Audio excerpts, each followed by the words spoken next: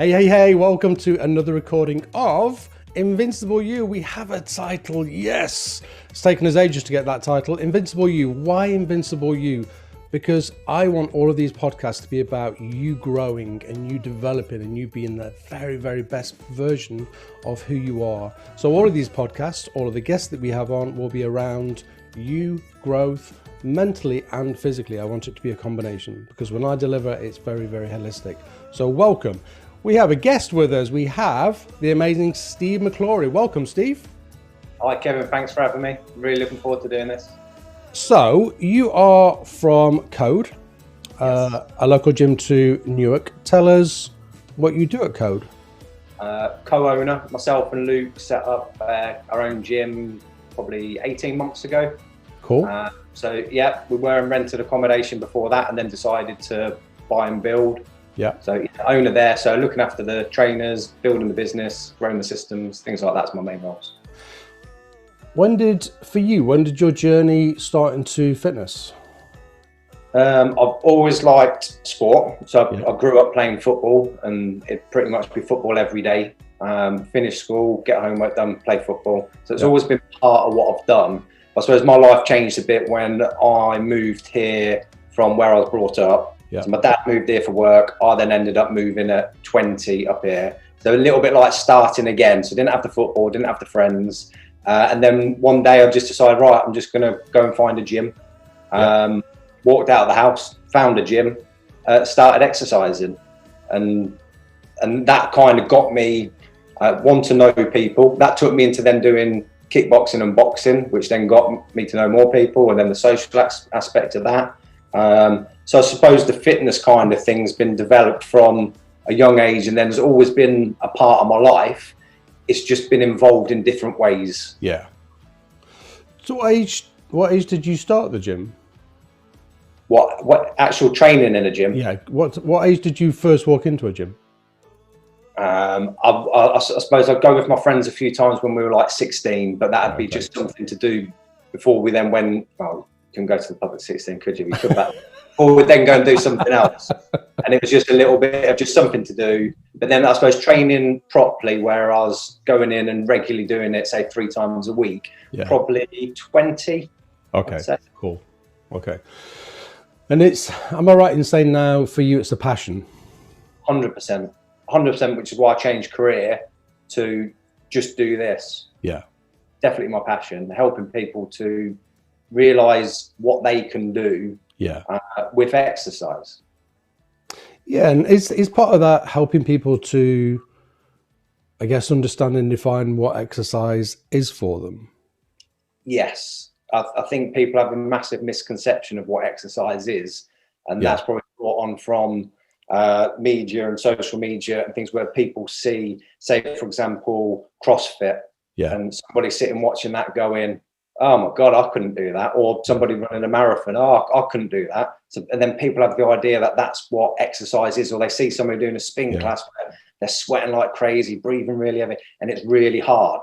That's one form of exercise. It's definitely for the majority of people. Most people don't train like that. Most people don't want to train like that. And more importantly, don't need to train like that. No. Do you know what the official definition of exercise is? No, but I'll have a guess. It will be based on heart rate. I don't know what the full definition of it is, but it'll be something along the line of or using the RPE scale of rate of perceived exertion, how much effort you're putting into something. Yeah. And I'll have a guess that it becomes exercise as your effort gradually increases. So I'd still class exercise as having a walk. Yeah. It's different from sitting still and doing nothing. You then start, it's movement. A big part of exercise is the movement of the body. Yeah. And it's from the level from walking anywhere to the extreme levels of, well, sprinting as the fastest movement, and then moving weights and stuff in between. I always remember when we talked off air about me being qualified way back when, and I always remember, I don't know why I remember this one line, but exercise was defined as anything that takes you beyond, and this could be like weights or running or anything really movement based. And exercise was based around anything that you did beyond your normal range of movement. So if I sit here all day doing what I do, and then I go out and I walk 10,000 steps, that's beyond my normal range of movement. So therefore, we class it as exercise. Or if I jump up now and start bicep curling a tin of beans, then it's beyond because I wouldn't normally do that. Yeah. Something else that's going to challenge your body from your norm. Yes. Yeah, absolutely. And I think people get... One of the things I wanted to tackle today was people's fear, because I still talk to a lot of people that I might mention the word exercise in one of their sessions, and you can see the fear on their face. They're absolutely terrified of me suggesting that they might do some sort of exercise. Whoa. And then I'm like, well, just go outside and walk. Well, that's not exercise. And I'm like, it is. It is. You might have to push yourself a little bit and kind of start off with, I don't know, if you're not walking, go 15 minutes, 20 minutes, 30 minutes, and just keep building it like that. But people are terrified of it, aren't they? But that one word. Because it's the picture that's then painted in their head of what exercise is, which isn't necessarily the correct picture. Yeah. It's that perceived perception of something again, where you're going, oh, it's not for me. I'm carry too much weight to do exercise, or I'm too old to do this exercise, or I'm whatever it is, whatever excuse that you then give yourself to not do something. Yeah. But 100% getting outside and moving and walking is definitely exercise.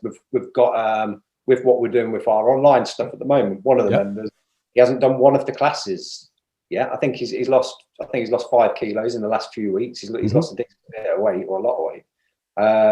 He's followed better nutrition, and he got outside and he's done 10,000 steps each day. And he'll add in the classes as he feels good to. And those classes will range from a 10-minute workout to 20 minutes, 40 minutes.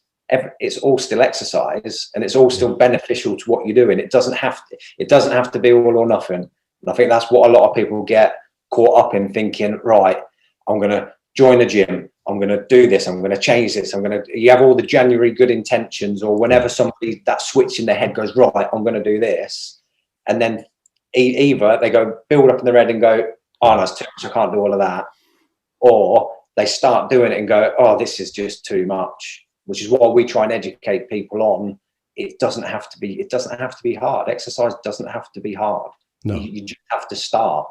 And it's there's lots of different sayings and expressions out there. I like the one, and that these kind of the parallel effect, the 1 degree difference. So as you change one thing slightly over time, that 1 degree becomes higher and higher and higher and higher the longer you do it. Yeah. So if somebody starts doing 10,000 steps a day, or even 5,000 steps a day, or if they don't do anything, 3,000 steps a day, if you do that every day, and that becomes part of what you're doing, that all builds up to what you're doing. But then on the back of that, there's also a big compound effect. Where once you do 3,000 steps, it's then easier for you then to go, oh, I felt good doing that. I might try and do 3,500 tomorrow. Or you do your steps and then you go, well, actually, I feel good for doing that. Instead of grabbing that chocolate bar, I'm going to grab a different alternative. And then that compound off the feeling of doing something then builds up and creates something a lot bigger. But it just has to start with the ball rolling and you getting going, doing something on some level. And there's so many different levels that you can start at, based on where you feel you're currently at and what you're going to enjoy doing. We'll have people come into the gym and go, oh, I don't really like lifting weights, I don't really like using the machines. I was like, right, what do you like doing? I quite like squash. Right, either just play squash and get all your health benefits from playing squash, or change your mindset that you're going to do some weights to help with your playing squash, and then build it up from there. But if somebody really doesn't like doing something, there's other things you can do. We were saying about exercise classes. Exercise classes, when we can do them, exercise classes are great because you're working together, and there's so many different classes and so many different things to appeal to different people. And I think it's trying to find what you enjoy doing, because with anything in life, if you enjoy doing it, you're pretty much probably going to keep doing it. Which if you can enjoy getting outside, having a walk, and you enjoy doing it, you're probably going to keep doing that. It has to fit psychologically, doesn't it? We were talking off air about stuff that fits, and obviously I'm a member of Code, and you're doing Code 21 at the minute, and I see people kind of tracking and counting, and I can put my hand up and go, I track nothing, and let me tell you why I track nothing, because it'd be interesting for you psychologically, because it drives me insane, and so I can't track it. But do I still track it? I think so. I just don't write it down, but I'm really very aware of what I'm eating, or how much I'm eating, or how many treats I've had. So I might not write it down, but it's still kind of being tracked unconsciously in my mind. And I'll tell you how it gets tracked as well, whether when I put a pair of jeans on, how they feel. there's my tracking system. Done. That's why with any form of results that we'll get with people, we'll never just go, right, we're going to weigh you. Yeah. It will be, right, Yeah. we can weigh you because it's a good thing that we can see coming down Yeah. the fat as you go. Go home, pick an item of clothing that don't quite fit you, try it on now, and then what I want you to do in 3 weeks' time, try it on again. Yeah. If it fits a little bit better, we know we're on the right path. If we take your pictures, yeah, we can visually see a difference as well. Yeah. Somebody might, if we did somebody's pictures, that I've had people who have lost a couple of stone, and you still couldn't see it that much in a picture. Yeah. But they dropped the jean size from a 46 waist to a 42. All right, winning. That's it. There's our focus on that. Keep going, keep progressing. I think we all need something to hold ourselves accountable to. Yeah. And for you, if it's just trying those jeans, going, oh, they're not quite right. And with regards to tracking things, one of the reasons we'll get people to track their food in, say, MyFitnessPal, is more just to open people's eyes up to what calories are in different food. Because all of a sudden you go, oh, I didn't realize there was that many calories in, and even in healthy food, in avocado, in peanut butter, or whatever it is, or I didn't realize how many calories there was in a Mars bar. And then when you add everything up, you kind of go, oh, right. And then they get that realization of, oh, this is why. But so people don't need to track calories. It's an education, isn't it? Yes. It's you're kind of educating. I find the same with people psychologically. So I say to people, go outside and walk, because it's good for you mentally and the like. Why? And then I have to kind of go through some of the benefits, because I think psychologically in our minds, we want to know what the why is. You know what I mean? What we were talking about, what's the why earlier. We psychologically we want to know, but I think psychologically we want to know because the chimp part of us is going, what are you doing that for? What are you doing that for? Need to know. What's the why? And you just have to know it. If you had somebody approach you doing what you're doing, being as passionate as you are about what you do, so I've been told by my doctor there that I need to do some sort of movement because if not, I'm going to die of heart disease. Yeah. And they were like, you felt their resistance. You felt their resistance. What would you do? Where would you take them? How would you get into them? My answer now might be different to what it had been a few years ago. I've definitely got empathy for people. But I've also had within my life people who have died earlier than they should have died. Yeah. And I think sometimes some people, and it's the same with any form of coaching and education, some people need an arm around them and a bit of support. Other people need telling, have you got grandkids? Yeah. Do you want to actually see them grow up? Yeah. Maybe you need to do something about your health, regardless of what the doctor says about your blood pressure. You now know that something isn't quite right. Yeah. And I was speaking to someone about this the other day. There's a big difference between knowing something and not knowing something. So if somebody doesn't know they're eating badly, it's not their fault as much because they don't know. As soon as somebody knows and understands something, they're then making that choice. So if somebody's been told that they've got high blood pressure, it's then up to them. Do you want to do something about it? It's not for you. Your doctor's advised you what you should do, but do you want to do something about it? Yeah. And it's finding what it means to them. I was saying to you, I don't like being told to do anything. I never have. If somebody says you need to do this, and I think this is in quite a lot of people, you want to do the opposite. As daft as it is, it might sound like my son. No, I'm not doing that because I've told you to do it, but if I hadn't told him to do it, he might have done it anyway. So you then have to go. If somebody came to me and goes, I've been told I have to do something, right? Do you want to do it? I don't know. Okay, so why do you feel you need to do it? Why do you feel you want to do it? And then it'd just be a case of questioning them to find out why they're sat in front of me there. And it's not because the doctor said. Yeah. They're either going, they know they need to do it themselves, they're just haven't admitted it to themselves yet, or they haven't said it out loud, or they don't want to admit that there's an issue and they need to do something about it. We often get people join the gym when they've hit that rock bottom point, and that rock bottom point might well be when the doctor tells you something, or it might well be where you just feel terrible about yourself, or you've tried every other diet and it hasn't worked, and you've given up on this and this, and then you go, right, that's it.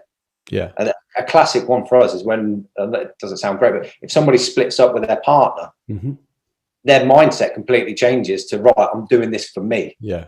They want to do something for them, but they've kind of found their reason why they're doing something. And I really do think it's a massive part of anybody doing anything to understand why they want to do it themselves. And sometimes you can do it for other people, but a lot of time you have to do it. You're doing it for yourself. There has to be a motivator. And for me, when I look at motivation, underneath the motivation is a drive, and you have to find the driver. It's like with people with mental health. You know, I have people arrive in this room and pay me good money to work with them, yet they're still not there. Yeah. They're still not there. And I remember working in gyms years ago, and people would arrive and they wanted you to do it for them. And I was like, I need you to, and even at 25, I was saying to people, I need you to be here psychologically, because at the minute you're not, and you're thinking that the programs that I'm writing for you are just going to be wonderful programs. I need you to be here. I need you to engage. I need you, when you're doing a bicep curl, to engage in that muscle that you're working with psychologically. And they're like, what am I doing that for? And I'm like, because it will help it grow, because this is a part of our whole system. So what you're talking about there is like tapping into the why, and everybody has a different why, don't they? They just do. They have a different motivator or drive, like using the grandkids, which is brilliant. And I think it's thinking about intrinsic and extrinsic factors on why somebody's doing something. So one, the health benefits of doing something and what you're doing it for, and changing things inside. But then what's the benefit of that on the outside? And whether is that you're going to spend more time with somebody, or be able to do more stuff, or whatever it is in your life that you're wanting to do. I think it's trying to pair the two together and understanding both mentally and physically why you have the benefit, or why have the benefit of doing anything, and what drives you to get up and do it. Yeah. And that'll be different for everybody. And there's a lot about finding people's purpose and understanding your why. 100%. I think that goes with everything we do in our life. There's a reason for doing it. Yeah. Some people need to understand that reason. Other people don't. Yeah. People will do something and it feels good and they want to do it more. And it's fine. It's whether somebody really needs to deeply understand something, or whether they just do it because it's what they enjoy doing. And I think the stats at the moment is 15% of the population train. Or it might be 15% of the population use a gym when we're open. So there's that feels really low. There's 85% who don't. That's incredible. Yeah, so most businesses, the marketing factor on what they're doing, you're trying to help those 15%. They're the members, whereas it's the over 85% who's the bigger market, who are the ones who probably need to be doing more and tapping into things more. And one thing that this pandemic will definitely bring about is people's what they think of health and what they think of fitness. Yeah. And the government have already said that they're having a push on 40 to 60-year-olds to improve their health. And I think it will open up a lot of people's, not necessarily open up their eyes to things, but I think it will just make people stop and think, right, hold on a second. I could be in a better position physically, which has a knock-on effect mentally. Yeah, I should mention that we're recording this probably the last Monday in January. This will people will listen to this probably 2 or 3 weeks into February. We will still be in lockdown 2 or 3 weeks into February, so we are in the middle of a global pandemic right now. For people that are listening to this years down the line, for you, obviously the gyms are closed, sadly. How have you managed that? How have you managed to keep your members engaged with exercise? I mean, I obviously I see all of the stuff online, and I see what you're doing. But for people listening to this, how have you kept people engaged? A big part of what we do is definitely the community. So Yeah. if I was to list what we offer as the three main things or four main things, it'd be the workouts that we put on, the nutrition advice we give, the community that we have, and then the support and help that comes with all of the above. But the number one thing will be the community and how people interact with each other. Yeah. And I'd love to say it's all me and Luke and Code. It's everybody. It's people have come up with their own challenges. The Round the World Walking Challenge. We didn't come up with that. That was nothing to do with us. That was some of the members going, "Oh, I've got an idea." Yeah. And now everybody's posting what steps they're doing and what places they've been and this, and it's brilliant. And it's that community side of things. Interactive, isn't it? Yeah, well, I think one of my favourite things in that group as well was when one of the ladies who was a new member, I don't think she's even stepped foot in the gym, joined up and then closed. She commented saying, "I feel a bit of a fraud in this group because I've never been to Code and da-da-da-da." And then the amount of people who commented before me and Luke had even said a word or anyone, all the members who had commented saying, "Oh, you're doing great. We're doing this, we're doing this, we're doing this and this." And that's why we set up the gym. To help people come together. And before it was come together in the physical building and you can speak to people and see people and all do well together. And still we had the online option before of the member group where people can talk and ask things, but you really see it now where people want to help each other. So within the group, you've got the different exercise classes that you can do or not do. You've got the different videos that we do on nutrition. And with that as well, it's, like I said to Luke, I said, "Luke, when you do your nutrition videos, it needs to be 1 minute or 2 minutes of keep it really basic, really simple, give people what they need to know. And then if you then want to elaborate on it for the people who want to know more on it, another one. Do it. But if you make it really complicated, people will switch off. Yeah. So what we try and do is make the complicated things as simple as we can. Yeah. But then for anyone else who wants to know more in depth on it, Yeah. we'll share the knowledge. And it is very much about sharing the knowledge, bringing people together, supporting each other. And you're just seeing the comments people have put on what results they've got in the last 3 weeks. And something I did a video on there is a good result for somebody in the last 3 weeks of doing our online training has ranged from, we've had people lose 5 kilos. We've had people lose 2 kilos. We've had people lose no weight. But what my point was, a success could be putting on 3 pounds. Yeah. Because if you weren't doing it and you're in lockdown and you're struggling with everything, you're then going, all right, you do what I did in the first lockdown. Oh, I'll just have another glass of wine. Yeah. I'll just grab myself a cheese sandwich today because what's the point? And then before, oh, it's nice and sunny. I will just do this. And then end up putting on a stone in weight.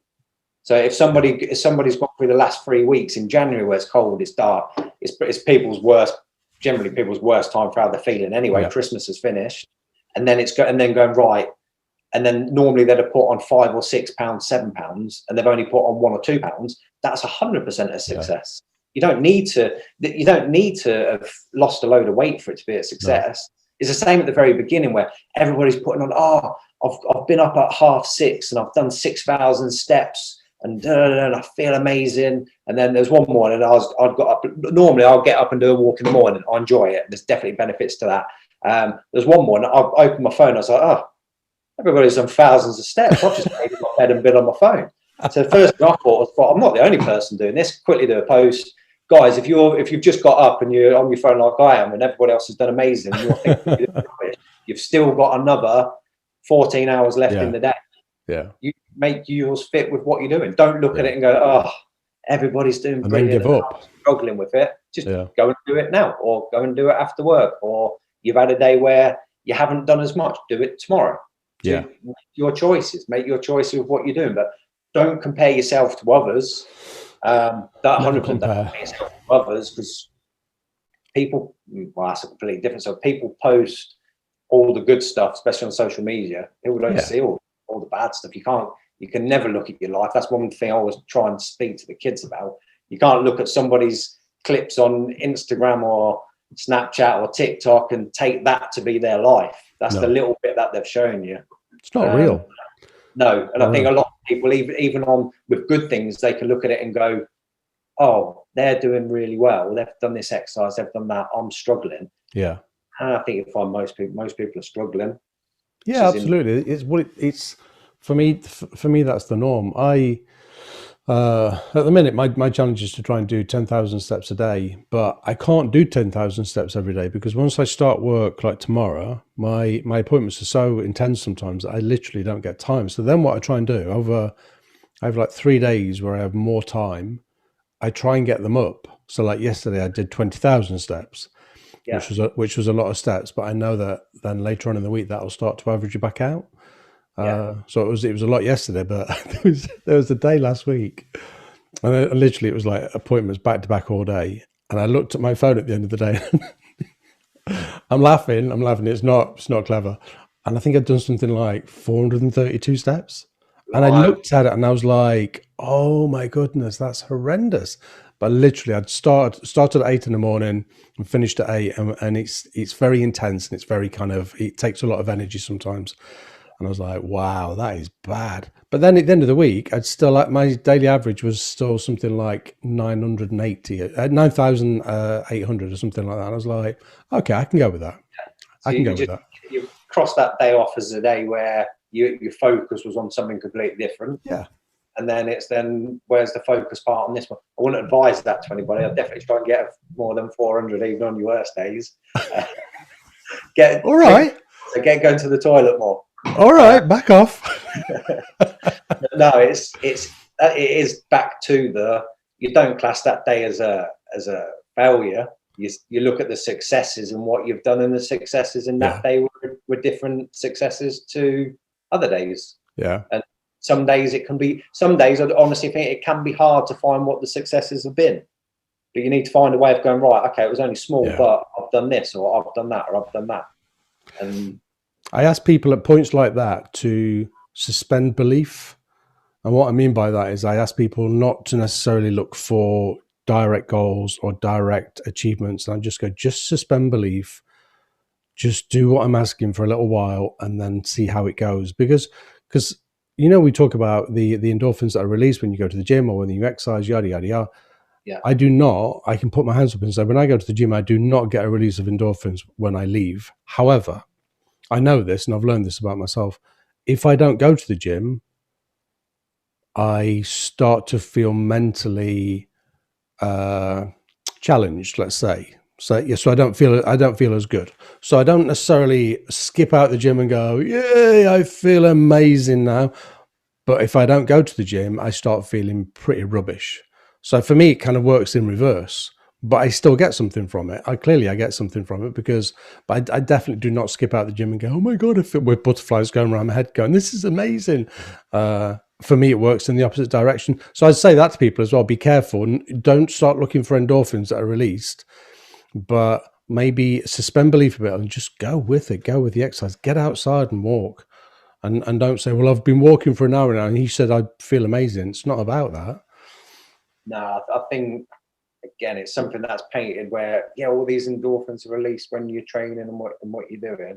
They're just released at different amounts for different people at different times. And you won't necessarily finish training and go, oh, I feel amazing. Yeah. You might in your head think, I feel good because I've done something, but you're more likely to feel well the rest of the day. And I still think it's a big psychological part to why you feel good, knowing you've actually done something. Yeah. Other than going, right, these endorphins have made me feel great. Yeah, maybe a little bit, but I don't think if you are training for that, I don't think you're going to get loads of that. It's for the achievement of doing something, or the achievement at the end of the day where you go, oh, I've done my 10,000 steps, or I've achieved this, I've achieved that. And I think that goes with exercise and everything in life. While you're achieving things, you're going to feel better for it. Yeah. Also, to know, like you said about suspending beliefs and stuff, is you're not necessarily going to achieve things where you can go, oh, I really did that well today. And it's sometimes it's the little things that build up, again, the compound effect to you feeling good about what you're doing.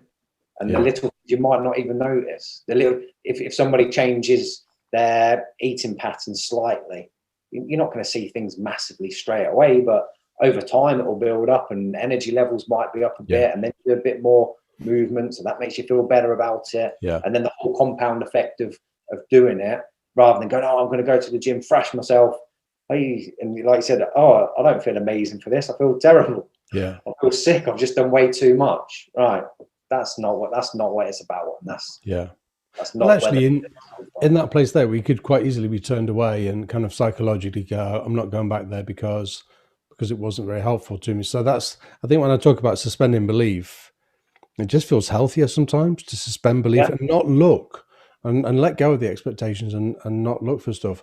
I do this thing when I go to the gym. I talk to my clients about it all the time, where I never, ever leave the gym and say, there's two things I do when I go to the gym. Firstly, if I don't want to go to the gym, which happens often, I have to say, I trick my mind into going, you're just going to go for 5 minutes. You're going to walk on the jogger, and that's all you're going to do. And then you're going to walk away. It's fine. You can do this. So then I arrive at the gym, put my headphones in, and I do an hour's workout because I'm never going to walk on the jogger for 5 minutes. But my silly little mind doesn't know that, and I trick it into it every time. The other thing I do is I never walk away from the gym and say, that was a really bad workout. Could have done better. You could have done longer. You could have run harder. Never do that, because it demotivates me. If you want to be motivated, I always walk away from the gym and go, hold on, that was really good. You did a workout. Well done. Because then psychologically my mind goes, oh, gym. Okay, that's a good thing. It's a good thing here. Let's go back to the gym. Yeah. So you can take those two little tips, people listening. Yeah, and I definitely agree. And it's finding that balance of where you just go, I've enjoyed that. And the hardest part for most is just walking through the door. Or if you're going out for a walk, the walk isn't the hard bit. The hardest part is just going, right, let's just put your trainers on and get out the door. And then as soon as you start walking, you go, oh, it's a nice day today. It feels good, and I feel better for doing it. And then you get back and you feel good. It's the initial thing to get the thing going. As I say, I think it's different as well, depending on what exercise you're doing. I fully understand how people feel intimidated about going to a gym. But what I'd say is certainly with code, once people have actually walked through the door and they've seen some smiling faces and everybody's nice and everything's happy and it's a nice place to be. Yeah. If somebody's going to a gym, which is why there'll always be different types of gyms for different people and different classes for different people, it's finding what's right for you and the right place for you, where you fit in is probably not the right word, but it's probably where you feel the most comfortable and where you can go in, do something and go out and be like, oh, I feel good for what I've done. And that's one thing I really like about code. There's no judging. You know what it's like. Somebody can be sat next to somebody lifting 50 kilo dumbbells and somebody next to them can be doing 1 kilo dumbbells and nobody will bat an eyelid. Everybody's there just to do their thing, get on with what they're doing. And the person who's lifted the 50s, I know will turn around and the person with the one say, all right, do it, and encourage them, encouraging people. And that's definitely what it's all about. It's that motivation and positivity that we wanted from a gym. And that was one of the main reasons for setting the gym up, to give people that option and that place where they feel comfortable and it's something that they really like going in, something that they really like doing.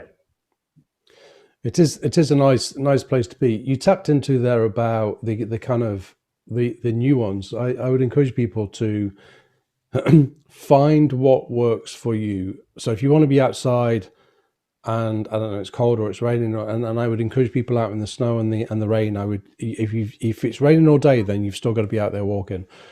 Listen to a podcast, listen to some music, listen to something, talk to somebody, anything. If I go to the gym, I have to have headphones in, and I listen to a specific playlist or a specific DJ. And if she's released something new, I'm like, yes, got to go to the gym because I want to listen to it. And literally that will motivate me into going and doing a workout. I can listen to her here, but in my head, that doesn't work. I have to listen to her at the gym. So if she's got new releases out, and these are like little mind hacks, it's like you have to, like you said, you have to find what works for you. If I buy a new gym top, I'm like, got a new gym top, I can go and wear it at the gym. Anything that works for you, that gets you in there or gets you outside, gets you moving inside the house. You know what I mean? I wrote dancing down earlier because a lot of people, it's about movement. And even if you dance for half an hour in your kitchen, it's movement. Do you know what I mean? It's going to lift you somehow. It's definitely it's going to get the body moving, move some fluids around and some oxygen around, and it's definitely going to lift you. Well, that's how my day started today. So my dancing? Dancing with my daughter. We didn't dance for long. She thought my dancing was horrendous. I said, like, just get up and start moving. She's been awake for a while anyway, but just get up, start moving, do something. I was like, oh, that's it. She goes, oh, I'm having my first break now from schooling. So this was, when was this? 7:30. So she's been up and done her maths. What are you having a break for? You just started. I said, look, come on, you need to get dancing and get moving and get going and this. And like, come on, let's do some press ups. Let's do something. And I think it's that movement of anything. Yeah. And I did a few press ups just because it wakes me up. Yeah. And I'm doing the podcast with you. If I just got out of bed and then came and sat here, I know I'm going to be a little bit like, oh. Yeah. Because I know if I get up, we've danced around the bedroom for a minute. I've done a few press ups and I'm awake. I feel good. I think it's the same basis of if somebody gets up, gets dressed, goes for a 20-minute walk in the morning, you'll get back and you'll be like, all right, I feel good and ready to go. People will use caffeine and coffee, which I like coffee and that, but I think there's other ways to really wake you up and make you feel not necessarily positive, just to get things fired up and switched on a bit. And that doesn't need to be going out and doing an hour's run and a load of exercise. That can be a 30-second dance. Yeah. Probably enough. That's probably enough for me to go, all right, I'm ready to go. And then do a few press ups and do a few anything else, especially if you're not going to the gym. Yeah. It's finding things where you can just go, right, what switches you on in the morning? Yeah. Or at what point in the day do you want to be switched on and doing stuff? Where obviously in the evenings, just before you go to bed, I wouldn't recommend necessarily dancing too much around your bedroom. Should be relaxing. But if you're doing something, it wants to be to wake you up and get you going. And to say it doesn't have to be loads of stuff. It can just be something just simple. Movement, isn't it? Yeah. Somebody turn the music on in the morning and get moving a bit, and something that then gets you feeling good. Everybody has a playlist or a song or something those songs that get us onto a dance floor. Put that on in the morning and just stand in the kitchen and do some side steps or just move, because that, like you've just said, it literally pushes stuff around the body and it fires it up and gets us ready for the day. Yeah, or even moving around your house. I did a video in the Code members group of me walking around my house. It was 250 steps. If I went in every nook and cranny and every bedroom and up and down the stairs, that's 250 steps done. So I knew I was I don't know if it was chucking it. Yeah, it was raining all day. It was raining. Out and go outside. It was the days where it was supposed to rain all day, didn't it? It was last week. Yeah, so I was like, right, you just need to move. Yeah. Whatever you do, if you're working and sat at your home desk, or if you sat watching the television, you're going to feel rubbish. Yeah. If you're doing nothing, you're going to feel rubbish. If anybody, if they're having a really busy day, when they've got their lunch break, just move, just do something. If you've put your food on to cook or whatever, get moving, do something, do something. You'll feel 100% so much better for it. Yeah. And it doesn't have to be a load of exercise. It's movement. Yeah.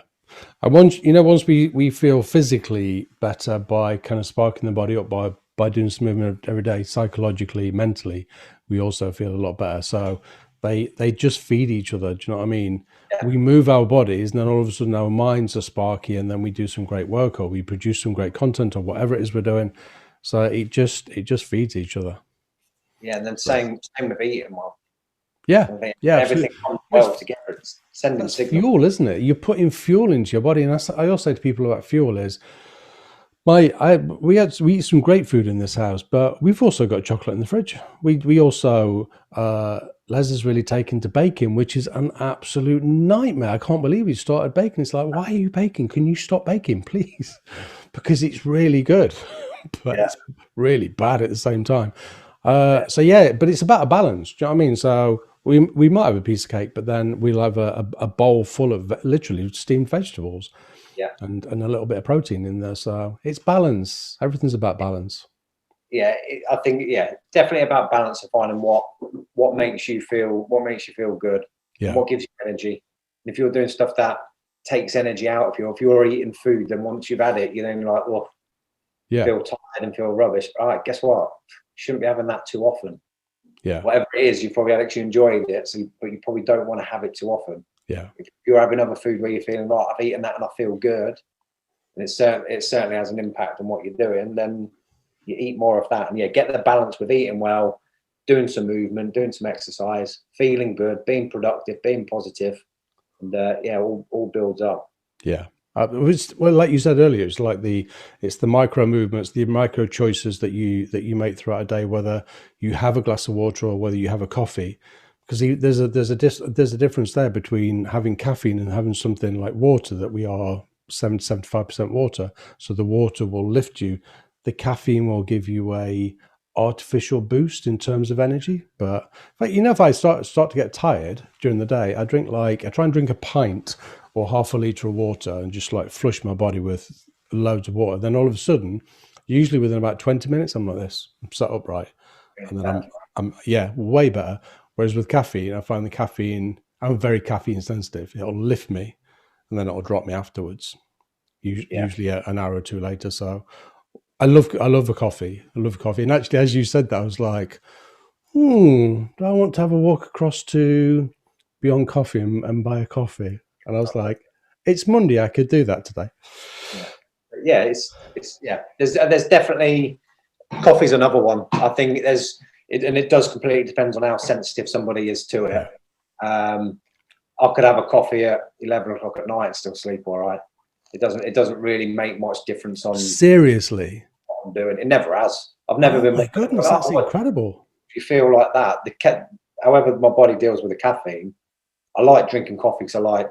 That's incredible. I can't believe that you could drink a coffee at 11 o'clock at night and still sleep. I can have a coffee. If I have one in the morning, I'm not having it to wake me up. It's because you like it. It doesn't. I like coffee. That's incredible. I can't drink caffeine after 1 o'clock in the day. I can't drink caffeine or I'm absolutely I nearly swore then. I'm not going to sleep very well. That's where you can then use caffeine if you know you're all right with it physically and mentally, then that's where you can use it well. Yeah. That's where if you know you are going to train, having a caffeine before you train because you know it's going to affect you a lot can be beneficial for that. But then caffeine's one where I think it can be great for people, but it can also be bad for people. Yeah, absolutely. It's a very, very individual one. You know what's just occurred to me about this our chat here just before we finish is that all of this is about us learning who we are psychologically and physically as people, but it's like the nuance. It's learning about who we are in the kind of micro detail. How are we with sleep and caffeine and exercise, and what motivates us and what music do we like, and all of that. Once we learn about all of that, we just become better versions of ourselves. Yeah. Oh, it's trying to understand who we are individually. What gets you going? What makes you feel good? Yeah. Everything, how you respond to something. But that's why always a big part of code is why it's an educational part of stuff to help people learn about what works for them, what doesn't work for them, how you feel doing something. Yeah. And it's building on yourself as a person. Yeah. By understanding yourself as a person. Yeah. But understanding what factors everything you're doing has on you. Yeah. So how you feel when you've done some exercise, how you feel when you've done your steps, how you feel and how your head responds to things, how you can change things up where you're feeling rubbish, and then one little thing goes well and you feel like, oh, I feel good, I feel all right, I can do this. And especially when things are a little bit tougher at the moment for people, I do think it is important to learn what you respond to, both with exercise, health, what you're watching, what you're consuming on a daily basis. Yeah, absolutely. off air about different podcasts and what we're watching and stuff. It definitely has a big influence on your daily routines, what you surround yourself with, and that's why that community works well in the with the code virtual training. Yeah, you're surrounding yourself with other people who are wanting to do what you're wanting to do. That motivate you. What's the saying? You're the average of the 5 people you spend the most time with. Yeah. If your best mates are ones who go to the pub every night, so you go to the pub every night. Yeah. How are you going to be? If that's what you want, then that's the choices you've made. If you choose to surround yourself with different people and in a different environment, and you can still do that with the online stuff that we're doing, you then kind of, I don't know, vibe off each other, and then you go, all right, I like that, and that's why I like to learn off different people, because you can learn off everybody. Yeah. Everybody's got something you can learn from. You then just choose what you want to take from it and what you want to take in. If you're there watching telly and it's all, or watching the news, and I've never watched the news apart from a little bit at the moment because I feel I need to. Normally I wouldn't, because it's just all bad news. So I'd rather be classed as ignorant and not know what's going on in the world around me, because if it's that important, somebody will tell me. And then just focus on what's good and what can keep me happy, and that circle of who's in your life that lift you, rather than people in your life who pull you down. If it's people in your life who pull you down, you probably want to be changing who's in your life. Absolutely. We definitely are an average of those 5 people. And now more than ever, as we sit in the middle of a pandemic and people are very tired and exhausted, more than ever, I want people to really learn about who they are, but really, really get into that and understand themselves, because more than ever, this is the time to do that. Yeah, and I think as well, if people are scared of exercising, just start moving. Yeah. Just start a little bit of walking. Yeah. And if now you're stuck at home, now's a good time to do it. Go outside, in the kitchen. Go outside. Do walk for 15 minutes. Come back and see how you feel. Yeah. And start slowly, build it up, and enjoy it. And open your eyes when you're outside. As daft as it sounds, get off your phone, open your eyes, look around. Yeah, don't do this. Don't be looking at your phone. Stretch your eyes a little bit. Yeah, there's a lot of nice places out there. I'll guarantee, just near where you live. When you open your eyes, go to the right places. It's definitely get out and do something. Feel a million times better for it. I want to set people a challenge. If you go out walking, I want you to come back with at least 4 really nice pictures that you've taken. And the reason I say that is because if you're taking pictures, then you're looking and you're taking note. And you can take, I don't know, you could take a leaf or a branch or something really close up, and then take some vistas. Because if we do that, then we are looking. We're definitely looking for something. So, right, I'm going to steal that straight off you. So with the members, they've been doing the Round the World Challenge. Yeah. So you've seen what it is. We all record our steps. We add it up. This is what city we've got to next. This is what we need for the next one. And there's loads of images of that place that we're virtually visiting on holiday. So we're coming to the end of that. Georgina's messaged me this morning. That's coming to the end. I think by the end of January, we should have made it round the world. So we need a new challenge. We need a new step challenge, because it needs to be something where people have got a reason to get outside and move and step. Yeah. So I think I'm going to steal your 4 images one, and then we can get people posting that in the group. Where we're right, you need to get out. Part of what you're doing, 1, show us your steps. 2, let's see what pictures we can get. Whether it's a puddle, a tree, a cloud, the gym, a shop, the street you're walking down. Yeah. So, I think I'll steal that straight off you. The cleverest or the cleverest, most beautiful or interesting pictures. If you make it 2, they'll engage in it more. 1 distance, 1 close up. Okay. So just like a leaf or but then something that's a longer shot. Because actually the ones where we take pictures of leaves or something really close up, like it's warming up a little bit now, but you might get icicles at this time of year, which are just fantastic to take pictures of. I was out the other day and I saw this puddle, and as I saw this puddle, you'll see it on my Facebook wall, I saw this puddle, and then I looked in the puddle and the sky was the most incredible colour, and it was reflected in the puddle. So I went right down to the puddle and took the picture of the puddle, and then it was because the puddle was also really still. So but we have to take note. So you can have your phone in your hand, but only to take a picture, not to look at anything else. Yeah, no, that definitely. Steve, thanks for that. I feel like I have no idea how long we recorded for. I'm sure it's a lot longer than 30 minutes. So, but I'm sure that people will listen to this and find it really, really helpful in terms of exercise. When thinking about exercise, it's just movement. If you want to do some dancing in your kitchen, then dance in your kitchen. Just get your body moving, particularly now. Thank you so much. Maybe we can talk some more on another podcast later on. Yeah, 100%. Really enjoyed it. Thanks for having me on it. Thank you for being here. So that's another one of our Invincible You recordings. Remember that if you've got any subjects that we are not covering that you want us to cover, then please message in. If you want to be a guest, if you've got an interest in health and well-being, then please drop me a message. I want to thank Home Radio, who are working alongside us. Home Radio can be accessed. It's a DAB digital radio. They are doing our productions and support. You can access them on DAB, like I said, or homeradio.co.uk, or you can enable your Alexa. You can get them on there. Okay, we will be back next week with another recording. Thank you so much for being here. Take care. Bye bye.